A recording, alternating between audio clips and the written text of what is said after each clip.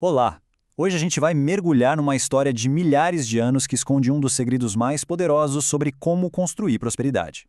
É a jornada de um homem que, olha, tinha todas as bênçãos do mundo para dar certo, mas levou mais de uma década para virar o jogo. Vamos entender juntos o que estava travando a vida dele. Essa é a grande questão, né? Pensa bem. Jacó tinha a promessa, tinha a bênção, mas mesmo assim foram 14 longos anos trabalhando sem construir absolutamente nada para si. O que impedia ele? A resposta, pasmem, está numa única palavra que define a mentalidade dele. E essa mesma palavra pode estar limitando a nossa vida também. A raiz de todo o problema, sabe? A causa daquela estagnação toda não era falta de oportunidade, nem falta de bênção divina.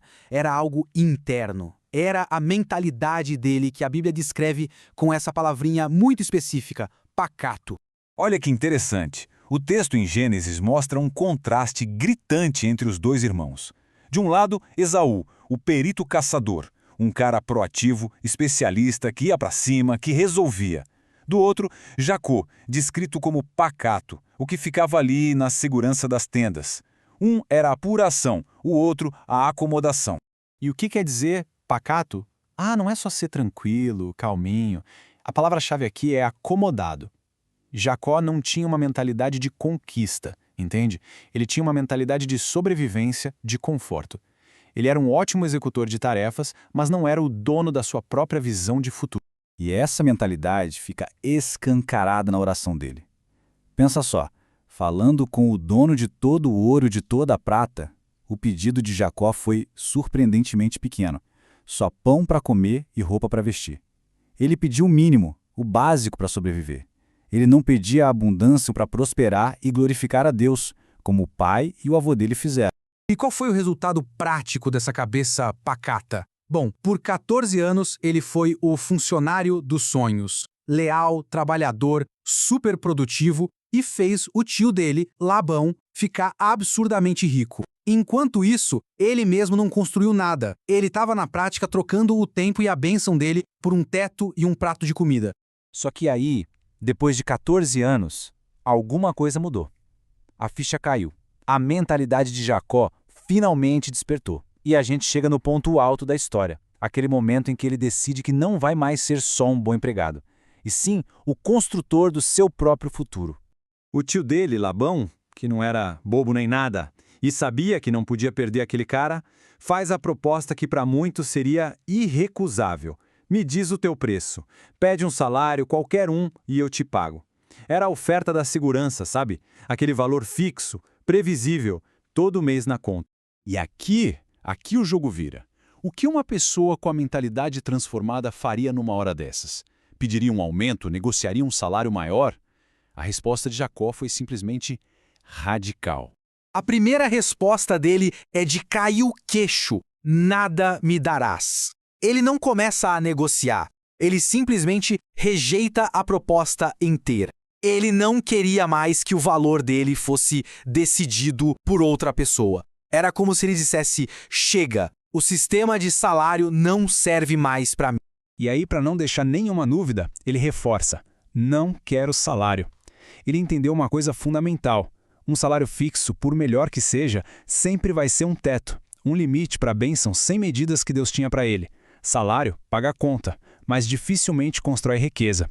Certo. Se ele não queria um salário, o que ele queria então? Jacó não só recusa o modelo antigo, como ele propõe um modelo totalmente novo. Ele para de pensar como empregado e bota na mesa um plano de sócio, um plano de empreendedor. A proposta dele foi simplesmente genial.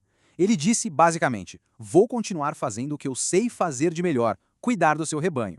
Mas, de agora em diante, meu pagamento não vai ser um valor fixo, vai ser uma participação nos resultados. Ao pedir os animais que nascessem com certas características, ele conectou o ganho dele diretamente ao crescimento, ao fruto do trabalho dele, abençoado por Deus. A virada de chave é exatamente essa. Jacó trocou o porto seguro de um salário pela liberdade de gerar a própria renda.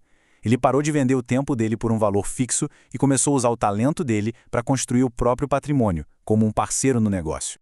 E qual foi o resultado dessa mudança drástica de pensamento? Será que valeu a pena abrir mão da tal segurança do salário? Bom, vamos ver o que aconteceu nos 6 anos seguintes. Mas atenção, não foi um caminho fácil não. O tio e agora sócio, Labão, não era flor que se cheire. Vendo a prosperidade de Jacó decolar, ele tentou passar a perna, mudando as regras do jogo no meio do caminho. E a Bíblia diz que ele fez isso 10 vezes. Imagina só, 10 vezes o cara tentou sabotar o acordo, tentou limitar os ganhos de Jacó. E o pior foram 10 tentativas de fraude em apenas 6 anos. Era uma oposição constante, uma perseguição. Mas como o novo sistema de Jacó estava ligado à geração de valor de verdade e não a um número que o homem decidia, ele continuou prosperando apesar de toda injustiça. E aqui está o resultado final, que é poderoso. Mesmo com o sócio desleal mudando as regras a todo instante, em apenas 6 anos, Jacó se tornou um homem extraordinariamente rico, mais rico que o próprio Labão, o homem para quem ele tinha trabalhado 14 anos sem ganhar um tostão. Vamos resumir essa jornada incrível para ficar bem claro. A gente vê 2 tempos bem diferentes. 14 anos com mentalidade de empregado, resultado, 0 patrimônio.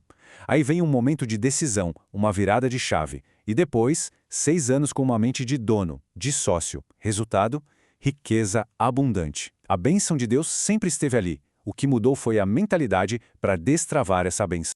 E agora, a reflexão fica para a gente. A história de Jacó nos obriga a pensar. Qual mentalidade de salário fixo pode estar limitando nosso potencial? E talvez não seja só sobre o emprego, mas uma forma acomodada de pensar sobre nossos dons, nossos talentos. Qual passo de fé, qual proposta de parceria precisa ser feita para finalmente destravar a prosperidade que Deus já preparou para cada um de nós?